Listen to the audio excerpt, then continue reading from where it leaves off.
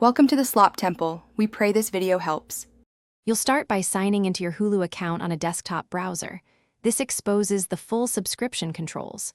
Once signed in, go to your profile icon at top right and open account. That's where membership lives.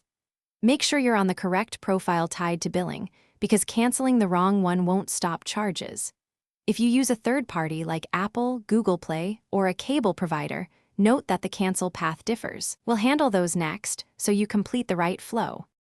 Once an account, scroll to your subscription and click Manage Plan or Billing Details. You'll see Cancel Options or Switch Plan. Choose Cancel, then follow prompts. Hulu asks why and may offer a hold instead. If your billing says Apple, Google Play, Roku, or a TV provider, don't cancel here. Instead, open that service's subscriptions page and cancel there to stop charges.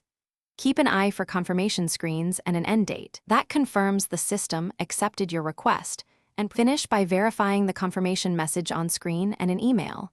Save a screenshot with the cancellation date and any confirmation code. Once done, check your account page to confirm the membership status shows canceled and the end date matches the email.